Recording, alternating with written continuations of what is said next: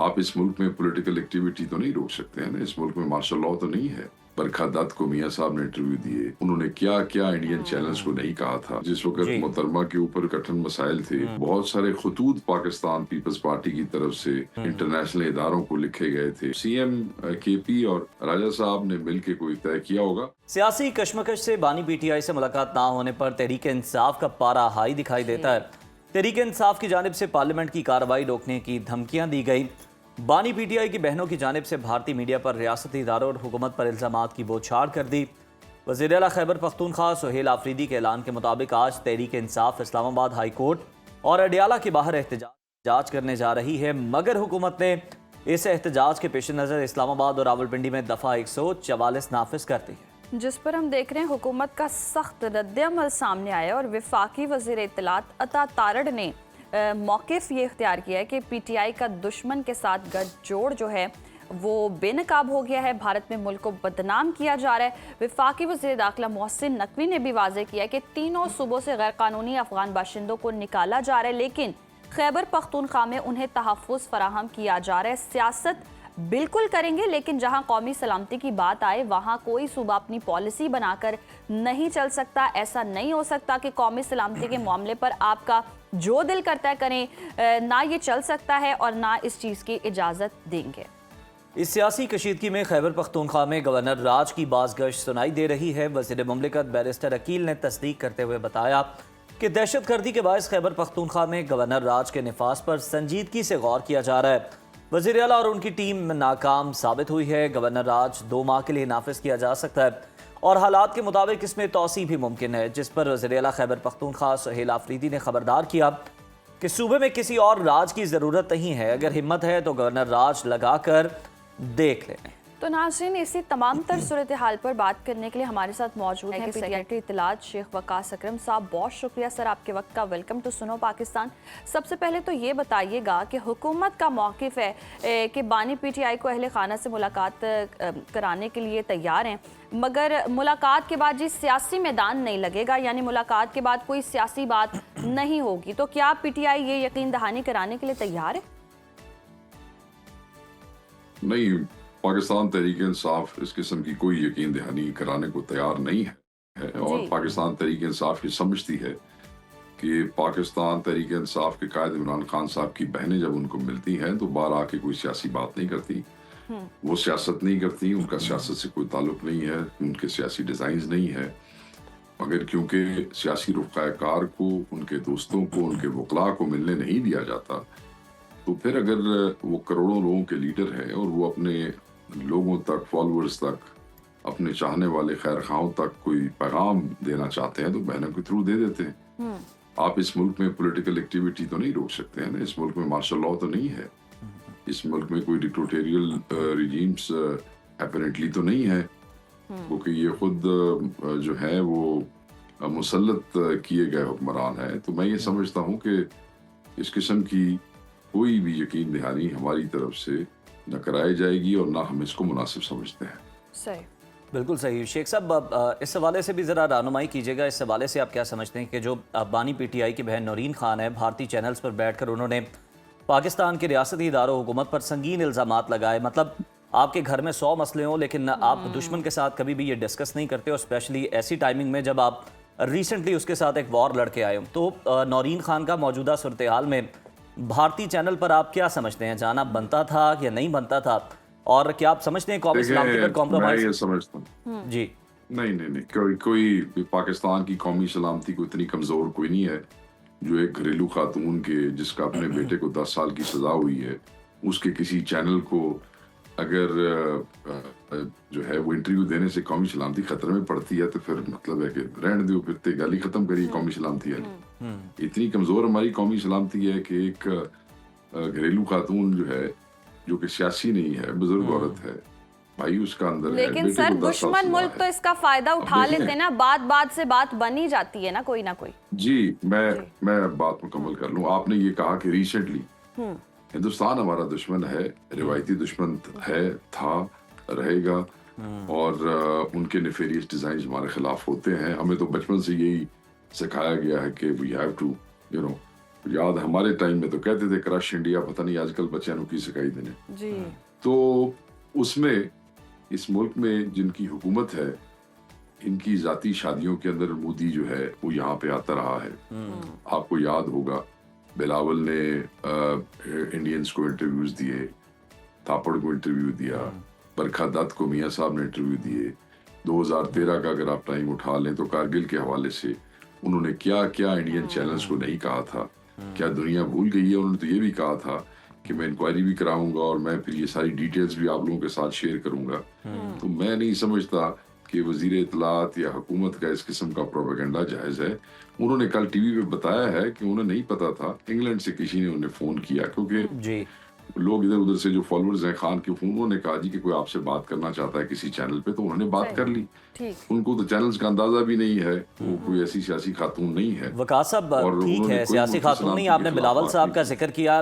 बिलावल साहब लेकिन जब इंटरव्यू देते हैं तो वो फिर पाकिस्तान का दिफा भरपूर तरीके से करते हैं और बड़े आड़े हाथों लेते हैं। सदर जरदारी भी जेल में रहे, वो कोई ये मसला डिस्कस नहीं करते कि वो जेल में है या हमारे साथ ये मसाइल है, हमारे लिए ये मुश्किलात हैं। तो बेशक फिर लंदन से आपकी किसी ने मेरे ख्याल में राब्ता तहकीक, जी फिर आपकी तहकीक पूरी नहीं है। जिस वक्त जरदारी साहब अंदर थे और जिस वक्त जी। मोहतरमा के ऊपर भी इस किस्म के कठिन मसाइल थे, तो बहुत सारे खतूत पाकिस्तान पीपल्स पार्टी की तरफ से इंटरनेशनल इदारों को लिखे गए थे जिसमें स्टेट की एट्रोसिटीज के ऊपर बात सर, मैं तो आपके दौरे हुकूमत की बात कर रहा हूँ ना, मैं ज्यादा दूर नहीं गया। के अंदर ये जब आपका दौरे हुकूमत था, जरदारी साहब गिरफ्तार थे, मैं तब की बात कर रहा हूँ। देखिए, अब आप अपनी मर्जी से तो दौर नहीं ना उठा सकते हैं ना। जब आप मुझसे बात करेंगे तो मैं फिर किसी एक दौर तक तो अपने आप को महदूद नहीं रखूंगा ना। When I talk about people's party तो मैं फिर उनकी पूरी तारीख अपने लेकिन सामने सर, रखूंगा। इंटरनेशनल फोरम और इंडिया में हम तो बहुत पिक एंड फर्क चूज तो नहीं है। कर आप सकते। अपने दुश्मन मुल्क के साथ जाकर इस तरह की बातें शेयर करें, मतलब तब हालात कुछ और थे, अब देखिए, हालात नहीं, मैं कुछ- जी। देखिए आप इस पे ना, आई थिंक कि मैं इसके ऊपर ज्यादा वक्त जो है वो जाया नहीं करूंगा। ये बहस जो है हासिल है, आपका एक ज़हन बना हुआ है कि ऐसे है, तो मैं उससे इत्तेफाक नहीं करता हूँ, तो इसमें बहस का फायदा नहीं है। मैं ये समझता हूँ कि उन्होंने कौमी सलामती के खिलाफ कोई बात नहीं की। उन्होंने कहा है कि इंग्लैंड से किसी ने उनको फोन किया, उन्होंने टेलीफोन पे बात की, उन्होंने अपने भाई के हवाले से जो उनके जज्बात थे उसका इजहार कर दिया। End of the story. इसमें कोई नेशनल सिक्योरिटी या कोई कौमी सलामती का कोई खतरा नहीं है। This is what PTI thinks. सही, यानी कि इस मुल्क में अगर किसी भी फर्द का अगर अपना इजहार करने का तरीका ऐसा है तो वो मतलब यकीनन गलत ही समझा जाता है। अगर मुल्क की सलामती के ऊपर बात आए या इमेज के हवाले से बात आए तो हर फर्द की एक जिम्मेदारी तो है। सर चले, आपने कहा कि इस पर बहस नहीं करते, आगे चले बढ़ते हैं। सुहेल आफरीदी के ऐलान के मुताबिक आज तहरीक इंसाफ इस्लामाबाद हाईकोर्ट और अडियाला जेल के बाहर एहतजाज करने जा रही है। जी, हुकूमत ने इस्लामाबाद और रावलपिंडी में दफा 144 नाफिज कर दी है, तो आज के एहतजाज के हवाले से क्या पीटीआई की हिकमत अमली होने जा रही है? पीटीआई हमेशा एहतजाज करती है। हर मंगल को पंजाब से एमपीएस आते हैं अडियाला के सामने। अपोजिशन लीडर जो पंजाब असेंबली के हैं उनकी क़यादत में आते हैं, अभी भी आएंगे। उनके लिए तो ये रेगुलर है।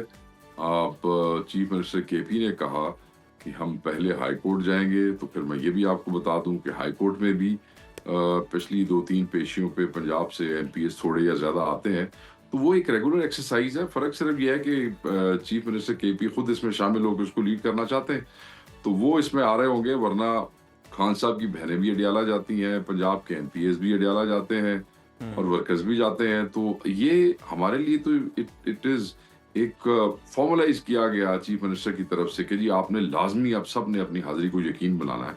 अदर देन दैट तो ये क्यों खौफ ज़दा है और क्यों कल इन्होंने पिंडी में रात को और कल रात इस्लामाबाद में इन्होंने दफा 144 लगाया, मुझे तो समझ नहीं आती। एमपीएस एमएनए सेनेटर्स आएंगे, वो बड़े तरीके से हमेशा पुरअमन एहतजाज करते हैं और वापस चले जाते हैं, कभी भी कोई गड़बड़ नहीं हुई। तो अब इनके तेवर क्यों बिगड़े हुए हैं मुझे ये समझ नहीं आई है, मगर मैं इनको ये जरूर सर, बता वो दूं तेवर कि बिगड़ने की वजह ये भी बताते हैं कि इसलिए- वज़ीर आला खैबर पख्तूनख्वा ने ये धमकी लगाई थी कि जब तक मुलाकात नहीं करवाई जाती हम अब पार्लियामेंट का कोई इजलास जो है वो चलने नहीं देंगे, पार्लियामेंट की कार्रवाई को चलने नहीं देंगे। लेकिन बैरिस्टर गौहर साहब जो हैं वो दूसरी तरफ ये कहते हैं कि ऐसा कुछ नहीं होगा, हम खलल नहीं डालेंगे पार्लियामेंट की कार्रवाई में। तो सर, किसकी बात पे ज्यादा भरोसा किया जा सकता है?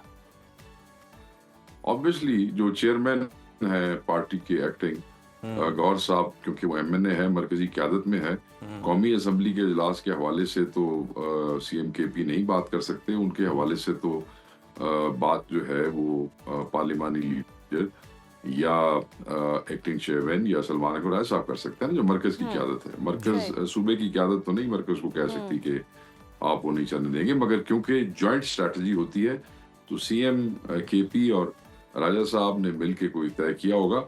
हम पहले भी नहीं चलने देते जब ये ज्यादती करते हैं, तो उस वक्त हमारे लोग नेशनल असेंबली के फ्लोर पे एहतजाज करते हैं। And it is a very normal standard practice everywhere around the world, और पाकिस्तान में भी ये कोई नया काम नहीं होने लगा, ऐसे ही होता है। ठीक। अच्छा वकास साहब, आइन के आर्टिकल 232 और 234 सूबे में इमरजेंसी और गवर्नर राज से मुतालिक हैं। अगर सदर समझते हैं तो पाकिस्तान या उसके किसी भी हिस्से में जंग या बैरूनी खतरात लाहक हैं तो वो इमरजेंसी और गवर्नर राज नाफिज कर सकते हैं। इस पर पीटीआई गुस्से का इजहार क्यों कर रही है?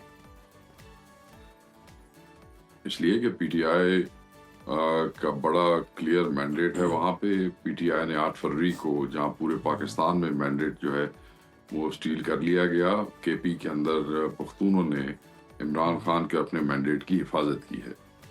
पख्तून जो है उनका कल्चर पंजाब और सिंध के कल्चर से डिफरेंट है। बिल्कुल वो जज्बात में इसको प्रोटेक्ट करेंगे, वो कोई डाका मारने की कोशिश जो है उसको कामयाब नहीं होने देंगे। तो उसके हवाले से जो फॉर्मर चीफ मिनिस्टर है वो भी कहते थे, ये जो चीफ मिनिस्टर ने भी कहा है कि कहानियां सुनाने की जरूरत नहीं है, टीवी पे बैठ के ऑप्शंस बताने की जरूरत नहीं है, ब्रिंग इट ऑन, लगा के देखो। कहानियां क्या सुनाते हो मीडिया वालों को, अखबार वालों को, लगाना है और लगाओ। किसने रोका है? लगाओ। सदर भी तुम्हारा, वजीर आजम भी तुम्हारा, हम कोई गुस्सा नहीं करते। We dare you, come and do it. अच्छा शेख साहब, अगर हम देखें तो इस्लामाबाद हाई कोर्ट के बाहर और अडियाला के बाहर एहतजाज करना था, लेकिन जुड़वा शहरों में तो दफ़ा 144 नाफिज है। तो इसके बाद कोई हिकमत अमली तब्दील की गई है एहतजाज के हवाले से? क्या खैबर पख्तूनख्वा की हद तक ही महदूद रहेगा या फिर इस्लामाबाद में भी एहतजाज होगा?